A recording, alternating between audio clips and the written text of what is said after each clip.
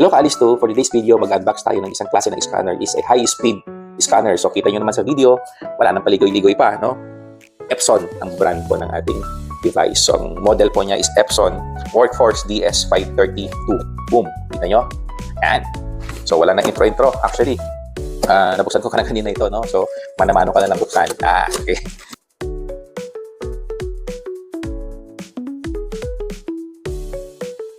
Epson Workforce DS532.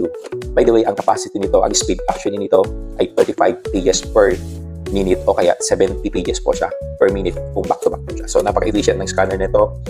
Kung seryoso kayo sa digitalization ng inyong mga documents, ito ang kailangan nyong bilhin. Workforce DS532 ng Epson. Napaganda. Actually, gamit ko din ito sa aming office. Ibang modelo lang, but halos katulad po ng performance po din po niya. Okay? So, kung masyadong patagalin pa, maglalagay po ako ng review sa comment section. Please like and subscribe my channel at pwede po mag-chat kung anong gusto nyong i-review natin or i-unbox. Kulang po ang time natin to make a review of this one.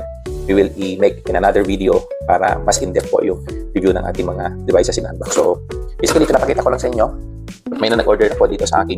Hindi ko muna tatanggalin itong mga stickers po niya para makita po ng client natin na brand new pa siya. Okay? Follow my page, ka-Alisto. Thank you very much.